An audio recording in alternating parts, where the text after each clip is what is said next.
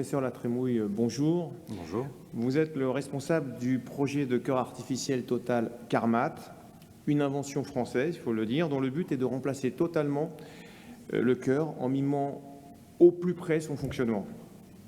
Le CNCH vous remercie d'avoir accepté cet entretien de 30 minutes pour nous expliquer les origines, l'actualité et le futur de ce projet pharaonique. Alors, qu'en est-il ? Un grand merci d'abord de m'accueillir ici. J'y suis très sensible et pour vous parler effectivement d'un projet qui n'est plus un projet puisqu'on a déjà démarré, c'est maintenant un programme.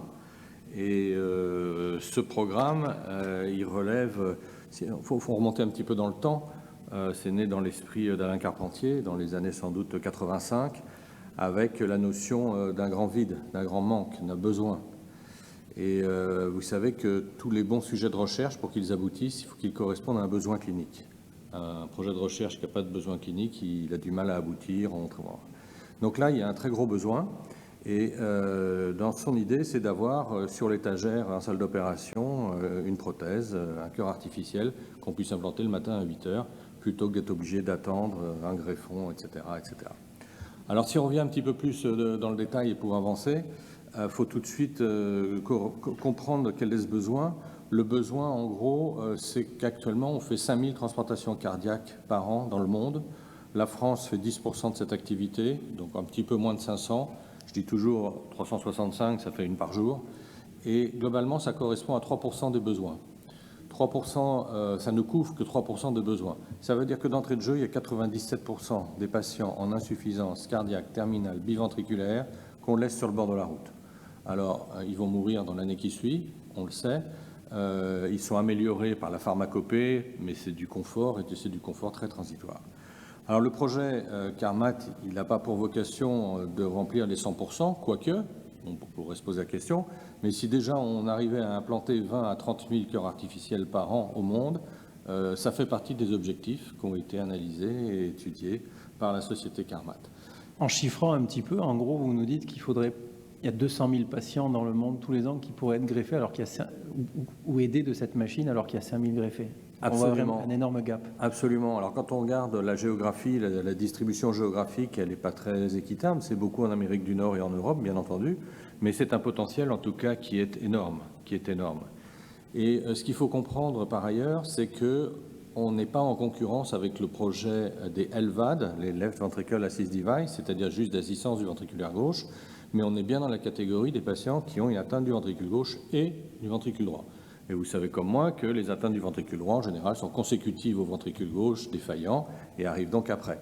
Donc on sait qu'il y a 30% à peu près des patients sous LVAD qui auraient besoin en fait d'une assistance du ventricule droit en plus. Pour le biventriculaire, vous êtes les seuls, du coup. Voilà. Donc ça, c'est une notion qui est importante.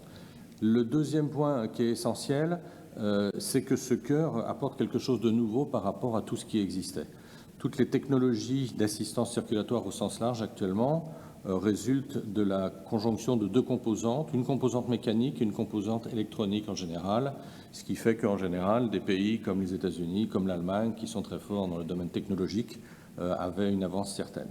Et puis là, la grande nouveauté, c'est d'avoir ajouté d'une part une composante biologique. Alors la composante biologique, comme cardiologue, vous la connaissez parce que c'est quand on remplace une valve aortique par une bioprothèse chez un patient en rythme sinusal, on n'a pas besoin de traitement anticoagulant, où on a 80 mg d'aspégique, mais c'est tout. Eh bien là, c'est la généralisation de ce concept-là qui fait que toutes les machines qui existent actuellement imposent un traitement anticoagulant efficace, alors que là, par cette hémocompatibilité, en utilisant le péricarde bovin, eh bien du coup, on doit pouvoir réduire l'anticoagulation. Et à terme, je pense qu'un jour, on arrivera sans doute à avoir un cœur artificiel bioprothétique et le patient ne prendra que 80 mg d'aspégique. De la même manière que vous fabriquez une bioprothèse aortique, vous êtes capable de fabriquer la structure interne du Carmat. Alors absolument. Alors ça, c'est une notion qui est très importante et dans le fonctionnement d'ailleurs, et on peut peut-être regarder d'ailleurs la première vidéo du fonctionnement où on va voir qu'on a à ce moment-là une membrane qui est une membrane hybride de 4 couches différentes, mais la couche qui est en contact avec le sang est du péricarde bovin, comme il l'est sur les bioprothèses. Donc vous voyez ici sur ce schéma, on a les deux compartiments, en bleu le ventricule droit, en rouge le ventricule gauche. vous voyez que vous avez 2 moteurs qui tournent, si on peut les faire tourner, c'est très bien, et ça permet de faire déplacer un liquide, qui est de l'huile de silicone, qui va passer d'un côté à l'autre et pousser sur la membrane ventriculaire. La membrane ventriculaire, comme je vous l'ai dit, elle est hybride, il y a 4 couches différentes. La couche en contact avec le sang, c'est du péricarde, c'est-à-dire que c'est une faible thrombogénicité, donc c'est une excellente hémocompatibilité. Et du coup, on va avoir les 2 valves d'admission, la mitrale et la tricuspide, qui sont des bioprothèses, entre guillemets, du commerce, et les 2 valves d'éjection aortique et pulmonaire, qui sont également 2 bioprothèses du commerce, qu'on connaît bien, avec beaucoup d'expérience là-dessus. Et c'est sans doute ce qui a été à l'origine de ce projet, puisque Carpentier était leader dans ce domaine-là. Et vous savez que c'est maintenant un matériau pour lequel on a un recul particulièrement important. Et ce fluide, finalement, bascule d'un côté et de l'autre. Ça veut dire que les 2 ventricules n'éjectent pas simultanément le Alors sang. absolument, c'est une excellente remarque, puisque effectivement, on n'est pas comme dans la nature, où les 2 ventricules éjectent presque en même temps. Mais là, vous voyez que le septum est fixe et il n'y a pas d'interaction septale entre les 2 ventricules. Et le fait d'avoir une contraction alternée a permis d'économiser le volume de liquide et le poids de liquide, qui permet de réduire la taille de la prothèse, qui est déjà largement suffisant.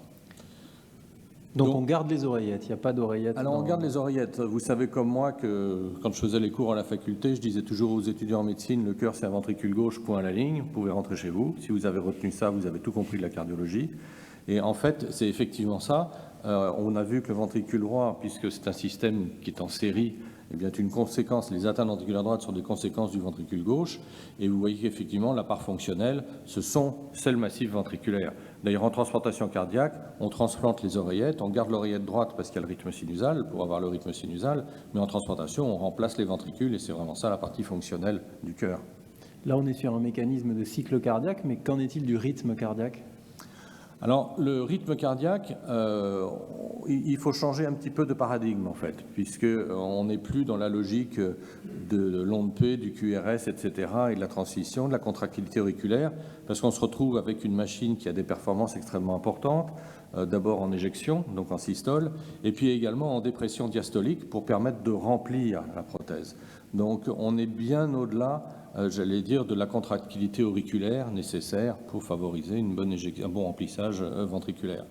Donc c'est vrai que pour l'instant, en plus, de toute manière, on s'adresse à des patients dont la majorité ont des cavités cardiaques très distendues, sont en ACFA de longue date, et on a perdu la fonction sinusale de longue date, mais elles ne gênent absolument pas. Alors on peut parler un petit peu de rentrer dans ce principe de fonctionnement, et puisque la manière... Je suis désolé, je reviens un petit peu juste sur l'historique parce que c'est très important. Vous savez que le projet est né de la fusion un petit peu du savoir-faire d'Alain Carpentier sur les tissus bioprothétiques et de Jean-Luc Lagardère qui à l'époque était le patron de Matra. Matra, je vous le rappelle, c'était les fabricants de missiles. Et le missile, on a tous en tête la notion d'électronique embarquée sans très bien savoir ce que ça veut dire. Et en fait, qu'est-ce que ça veut dire, cette électronique embarquée ? Ça veut dire qu'à partir du moment où le missile est tiré, il va s'auto-guider jusqu'à sa cible. Eh bien, le principe, c'est un peu ça. Et Carpentier a dit, mais si vous êtes capable de faire des missiles autoguidés, pourquoi vous ne pouvez pas faire une électronique embarquée autour d'un cœur qui va être auto-régulé et s'auto-guider ? Et ça a été le départ, ça a été chiche, et puis ça s'est fait petit à petit. Alors, cette notion, elle est importante, puisque vous avez compris qu'il y avait une composante d'hémocompatibilité extrêmement importante qui permet de réduire l'anticoagulation. La deuxième chose qui est essentielle, c'est l'autorégulation. L'autorégulation, qu'est-ce que c'est ? C'est ce que vous faites tous les jours quand vous allez faire un jogging. Vous mettez à courir, vos muscles ont besoin d'énergie, votre cœur va augmenter son débit cardiaque pour apporter l'énergie aux muscles, etc. Puis quand vous arrêtez de courir, eh bien finalement votre retour veineux diminue et puis votre cœur va diminuer son débit cardiaque. Et bien là, c'est exactement pareil. On est sur un mode automatique avec des capteurs de pression qui sont à l'intérieur, à l'entrée des 2 cavités ventriculaires. Et si vous courez, vous allez augmenter votre retour veineux, augmenter la pression qui va être enregistrée par les capteurs, transmise à un logiciel qui va jouer sur les 2 composantes du débit cardiaque, qui sont le volume d'éjection systolique et la fréquence. Donc vous avez une adaptation, et on a une adaptation permanente. Et c'est très utile. Alors vous me direz, on peut vivre sans faire de jogging, c'est vrai, mais il n'empêche que dans la vie de tous les jours aussi, c'est en permanence utile. Et quand les patients sont en réanimation après une chirurgie cardiaque, la machine vole toute seule. C'est-à-dire, c'est le principe des Airbus, elle vole toute seule, elle répond au remplissage. Et d'ailleurs, la consigne, c'est de ne pas trop remplir les patients. parce que sinon on est en hyperdébit cardiaque et on rentre dans d'autres problèmes. Donc ça, c'est une notion qui est très importante, et c'est le deuxième volet, c'est-à-dire c'est l'autorégulation. Et enfin, le troisième volet qui est extrêmement important, c'est la pulsatilité. Et j'insiste beaucoup là-dessus, parce que la pulsatilité, grâce au développement des autres technologies, notamment d'assistance du ventricule gauche seul, on est en flux continu. Alors, il y a des débats qui ont émergé, savoir s'il fallait mieux un flux continu qu'un flux pulsé. Il n'y a pas de débat, il n'y a pas de débat. 3 milliards d'années de recherche et de développement dans la nature pour aboutir au flux pulsé, c'est pas pour revenir au flux continu. Le flux continu, il y a débat parce qu'on ne sait pas faire autrement sur une assistance monoventriculaire. Mais le jour où on sera capable d'avoir une assistance monoventriculaire pulsatile et donner un flux pulsatile au patient, la notion de flux continu disparaîtra. Donc je pense qu'il n'y a pas de débat. Et ça, c'est extrêmement important. Ces trois composantes, l'hémocompatibilité, l'autorégulation et le flux pulsé, sont vraiment les trois caractéristiques qui résument cette nouvelle génération de prothèses. Sur le CG, il n'y a pas de QRS. Je suis désolé. Il faut s'habituer. Il n'y a plus de QRS, il n'y a plus de rythmo et il n'y a plus de coronaire. Plus de ST non plus. Très bien. Peut-être que vous pourriez nous montrer une vidéo, un film qui montre comment est la structure véritable de cet appareil en 3 dimensions, avec les modalités d'implantation. Alors absolument, donc on peut passer sur voilà, la vidéo suivante qui va nous montrer un petit peu comment ça se passe. Cette prothèse que vous voyez, elle vient se fixer par un système au niveau atrioventriculaire, la partie métallique. On va voir, on a un sac, ça a la forme du cœur. À l'intérieur, vous voyez les membranes ventriculaires, les valves d'admission, les conduits d'éjection, les 2 moteurs qu'on a vus tout à l'heure sur votre vidéo, et tout ceci pour un cœur qui va être en insuffisance cardiaque. Donc on va retirer le massif ventriculaire en gardant l'anneau tricuspide et l'anneau mitral. On va implanter 2 collerettes qui supportent 2 joints de silicone et implanter cette partie métallique qui va permettre de faire l'étanchéité au niveau atrioventriculaire. La prothèse vient se clipser dessus, assurant l'étanchéité, et on réalise une anastomose sur l'artère pulmonaire et sur l'aorte, ce qu'on sait faire en chirurgie cardiaque de tous les jours. Donc ça, c'est une notion importante. Vous voyez ici les 2 bioprothèses, qui sont des bioprothèses du commerce, de taille 25. Vous voyez ici les membranes ventriculaires. Et ce que vous voyez, c'est que la membrane ne bouge pas de façon on-off, mais elle se déplace comme la progression d'une vague à la surface de l'eau. Et ça, c'est extrêmement important, puisqu'en 3 battements, on a un lavage complet de tous les globules rouges, donc on évite la stase, la thrombogénicité, etc. etc. Donc vous voyez, l'hémocompatibilité, ce n'est pas seulement le péricarde, mais c'est aussi la physique de déplacement de la membrane. Vous avez l'électronique avec les logiciels, les moteurs, une crépine et enfin la poche de compliance. Et quand le cœur fonctionne, on a vraiment l'impression qu'il bat, puisque la poche de compliance bouge en fonction de l'état de remplissage du cœur. Il y a une taille, plusieurs tailles d'appareils? Alors pour l'instant, il n'y a qu'une seule taille. Alors ça a été une grande discussion, puisqu'on a dit c'est un cœur qui fait 750 cm3, qui fait à peu près 800-830 grammes. Je rappelle qu'un cœur normal, c'est 300-400 grammes. Un cœur dilaté qu'on va transplanter, c'est à peu près 800 grammes. Donc en termes de volume et de poids, on est à peu près dans le même ordre de grandeur. Alors c'est vrai qu'au début, on a dit c'est fait pour les hommes qui ont un thorax assez large, etc., etc. Alors maintenant, je peux me mettre en défaut de cette assertion, puisque depuis quelque temps, on a pu implanter un cœur chez une femme et qui faisait 1,55 m. Donc 1,55 m, vous voyez, il faut considérer tous les paramètres. Alors elle avait une cardiomégalie dilatée très importante qui nous a permis d'avoir la place qu'il fallait à l'intérieur du thorax pour pouvoir implanter la prothèse. Mais c'est sûr qu'à l'avenir, on travaillera pour réduire la taille de cette prothèse, puisque actuellement, c'est une pompe qui délivre jusqu'à 9 litres minute. 9 litres minute, c'est déjà un débit cardiaque confortable, mais qui peut permettre à l'effort d'aller assez loin. Mais bien entendu, un grand pourcentage de la population n'a pas besoin de 9 litres minute. Si on avait une prothèse qui montait à 7 litres minute, déjà, ça permettrait sans doute de réduire le poids et la taille. Peut-être pas forcément de façon homothétique, parce que c'est pas tout à fait comme ça qu'il faut voir les choses, mais on pourrait sans doute réduire un petit peu la taille et le poids de la prothèse. Combien de patients avez-vous implantés dans le monde? Alors jusqu'à maintenant, on est à plus de 30 patients. Vous vous souvenez de l'histoire, ça a démarré en 2013. On a implanté les 4 premiers patients sur 4 ans. Ça a été un petit peu long, puisqu'il a fallu vérifier, modifier un certain nombre d'éléments. Désormais, on arrive à un produit qui est beaucoup plus abouti. Et autant au début, on a fait 4 patients en 4 ans, autant là, on a fait 10 patients en 2 mois cet été. Donc, On change de vitesse là. donc le programme, vous voyez, commence à être abouti et on arrive vraiment sur une phase très exponentielle. En termes d'énergie et d'alimentation, cet appareil fonctionne comment? Alors pour l'instant, c'est un appareil pour lequel il y a toujours une ligne qui traverse la peau, ce qu'on appelle la driveline, qui apporte l'électricité. L'électricité, c'est une prothèse qui consomme environ 30 watts. C'est pas beaucoup par rapport aux prototypes initiaux. On était à 100 watts au tout début. Maintenant, on est à 30 watts. On peut penser que dans les années qui viennent, on arrivera à réduire aussi. Et il faut d'une part réduire la consommation électrique, c'est sûr, mais d'un autre côté, il faut aussi être capable d'avancer dans la transmission d'énergie à travers la peau. On sait que ça existe pour un certain nombre d'éléments, ça s'améliore, et j'espère qu'on verra ça. En tout cas, la prothèse est déjà pensée dans ce sens-là, c'est-à-dire qu'on n'a pas besoin d'accéder physiquement à la prothèse pour aller modifier des paramètres à l'intérieur, grâce au principe de Wi-Fi, entre autres, enfin de Vous avez transmission. comme des programmateurs quelque part qui Absolument. permettent d'aller voir le Comme les fonctionnement. programmateurs de pacemaker, quoi. Absolument. D'accord. Donc un jour, on Et y sera sûrement. comment ils vivent avec ce cœur Carmat, les patients, du coup? On a envie de Alors, savoir.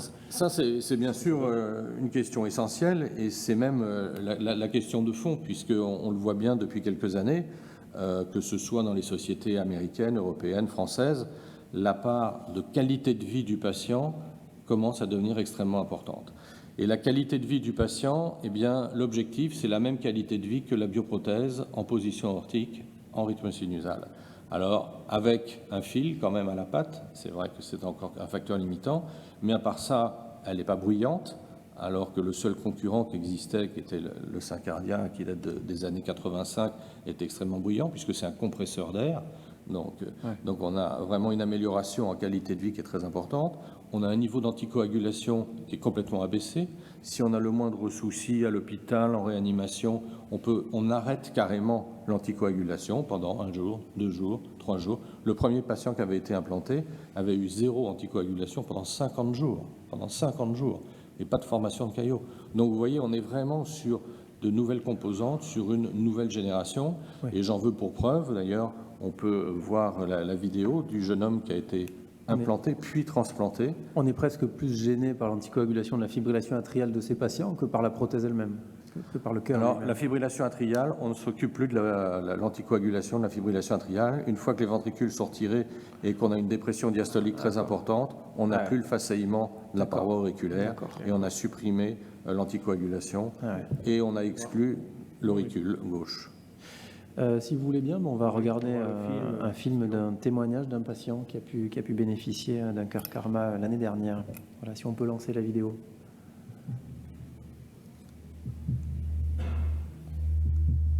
Je m'appelle Jérémy, j'ai 30 ans.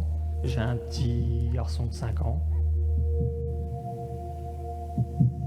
Le diagnostic est tombé le jour de mes 30 ans. Il faut changer de cœur, donc ça implique une greffe cardiaque, une transplantation. Mon fils, au début, on lui a expliqué que papa il avait besoin d'un cœur, quoi. Et on lui a expliqué qu'il allait falloir le changer, etc. et qu'on ne pouvait pas faire autrement. Ça fait bientôt 2 mois que j'ai eu un cœur artificiel complet implanté.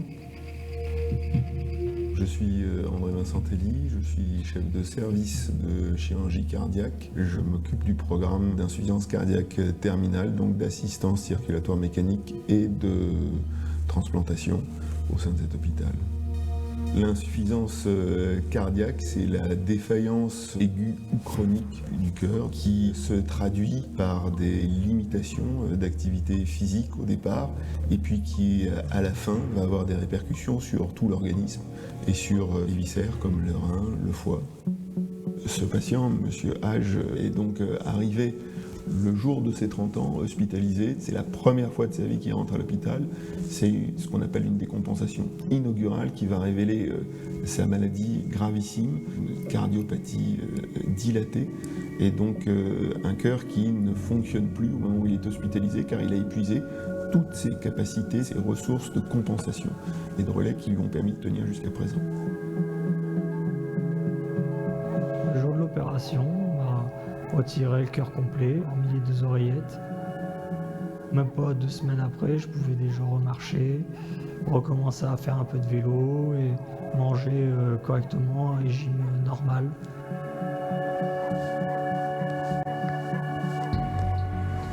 I'm Pete.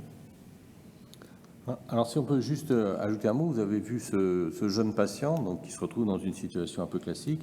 Donc il a bénéficié de l'implantation du cœur Carmat, en fait, en attendant de pouvoir aller à une transplantation cardiaque classique qui a été effectuée 4 mois plus tard. L'immense intérêt, c'est, grâce à la prothèse, de pouvoir remettre les patients en conditions musculaires, en conditions physiques globales, et d'avoir un organisme qui va leur permettre de pouvoir accueillir le greffon et la transplantation définitive après. Est-ce que dans vos projets ultérieurs, finalement, le cœur Carmat ne devrait pas supplanter à long terme? Est-ce qu'un patient ne peut pas vivre plusieurs années sans forcément aller chercher un greffon? Alors bien sûr, vu le nombre de greffons et le nombre de patients. Bien sûr, on sait que les programmes de transplantation et le nombre de cœurs, d'organes disponibles est très limité et n'augmentera jamais beaucoup à l'avenir parce que l'évolution de la société fait qu'on fait tout pour qu'on n'ait pas accès à ces prélèvements d'organes. Donc il faut trouver ces alternatives. Dans la phase où on en est, c'est ce qu'on appelle le bridge à la transplantation, c'est l'attente de la transplantation qui permet d'optimiser les conditions du patient, mais il est évident qu'à terme, ce sera d'aller vers ce qu'on appelle l'implantation définitive, la destination therapy, où on pourra implanter un cœur de façon définitive. Donc, pour l'instant, le challenge qui avait été, le cahier des charges qui avait été proposé aux ingénieurs, c'était d'avoir une survie de la prothèse d'au moins 5 ans. On sait que le programme de transplantation classique, c'est une survie en gros d'une douzaine d'années, toutes catégories d'âge confondues. Et sur une population cible des patients de 60 à 70 ans, globalement, on sait que la survie, c'est 8 ans. Ça veut dire que pour le challenge de la prothèse Carmat, c'est de passer de 5 ans à 8 ans. Certes, il y a 3 ans de gap, mais on peut penser qu'on y arrive tôt ou tard. Donc ça, c'est une notion qui est essentielle. Une question complémentaire, il y a un aspect économique dans ce projet, dans cette aventure. Je sais que vous êtes coté en bourse, Carmat. Vous êtes accueilli par les différents systèmes de santé. Comment ça se passe? Alors effectivement, il y a la partie économique et financière. Alors je suis ni économiste ni financier, mais pour ce que j'en sais et ce qu'on peut faire, c'est que jusqu'à maintenant, il existe déjà, par exemple, si on prend le cas de la France, un remboursement par la sécurité sociale pour les implantations des LVAN, donc des assistances monoventriculaires, et pour les implantations du cœur artificiel, puisqu'il y a déjà une prothèse qui existe, qui est le sein cardiaque. Donc il n'y a pas beaucoup à pousser pour continuer.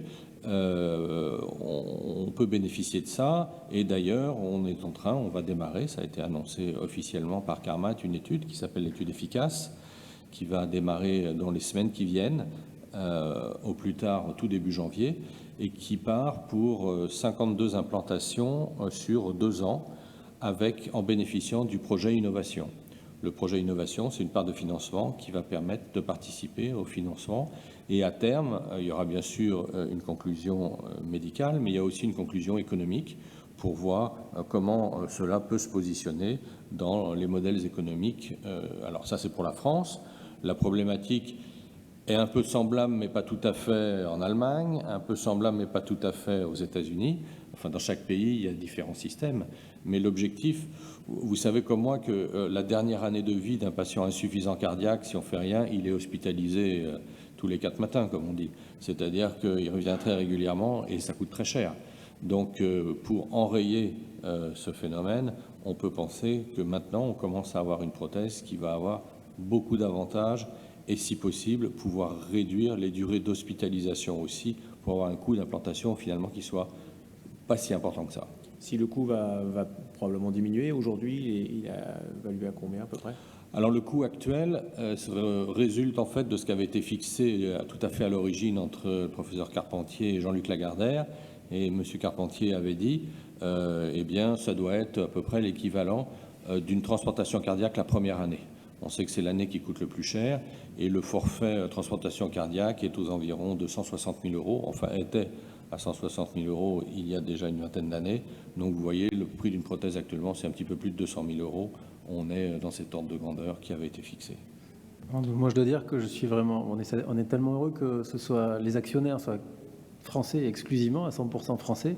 Et on est agréablement surpris de cette confiance qui a été maintenue pendant ces longues années, parce qu'effectivement, pour tout projet, même s'il a un objectif réel, même si l'outil derrière est efficace, à un moment donné, effectivement, il faut qu'il y ait un retour sur l'investissement et que le projet soit un tout petit peu rentable.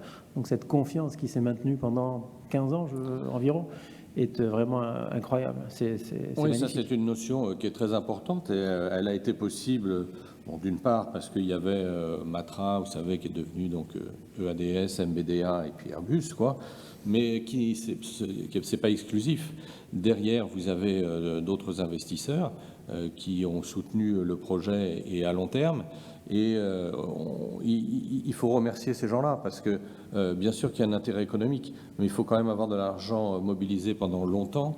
Et la société Carmat a été créée en 2008 et jusqu'à cette année, c'est une société qui ne faisait pas rentrer d'argent.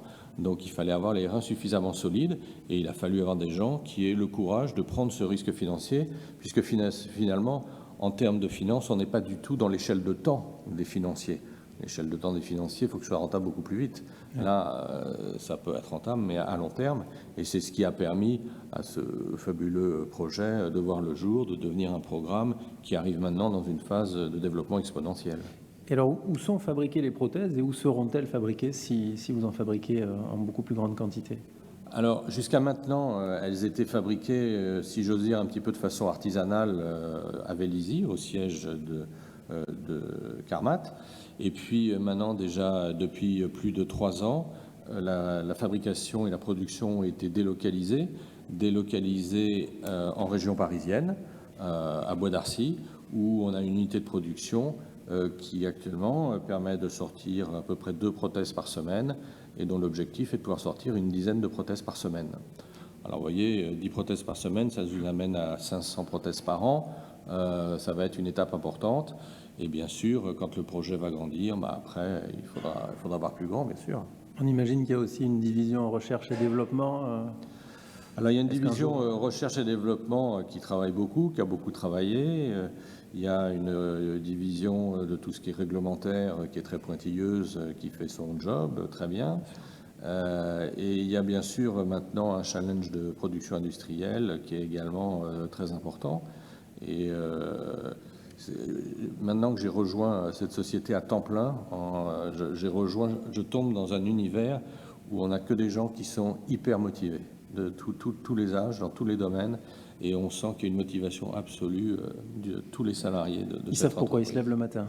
Absolument, absolument. Il nous reste 2 minutes. Est-ce que vous pouvez nous dresser le futur, comme vous le voyez, futur proche et lointain? Alors le futur, vous avez raison, il faut toujours se projeter et de voir. Je pense qu'il y a un futur à moyen terme qui est l'amélioration de la prothèse. On a parlé un petit peu tentative de réduction de sa taille. On a dit aussi, si possible, réduire sa consommation électrique pour arriver à la suppression de la driveline. C'est sûr que le jour où il n'y aura plus de câbles qui traversent la peau, ce sera déjà un progrès énorme. En parallèle, c'est une prothèse qui est déjà conçue pour être surveillée par télémédecine, donc à distance. Le jour où on pourra supprimer le câble pour l'alimentation électrique, du jour au lendemain, pratiquement, on pourra passer à cette télésurveillance. Donc ça, c'est l'avenir de cette prothèse et de ce cœur. On essaye de plus trop l'appeler cœur artificiel, d'ailleurs, on essaye de l'appeler solution thérapeutique physiologique de remplacement du cœur. Vous voyez, c'est plus élaboré, mais si on reprend chaque terme, on va un petit peu plus loin. On lui a fait changer de nom, d'ailleurs, parce que Carmat, c'est le nom de la société, et comme on espère bien qu'il y aura d'autres modèles, pour l'instant, on l'a surnommé le cœur Ison, c'est la prothèse Ison, en rapport à la mythologie. Je vous renvoie à la mythologie.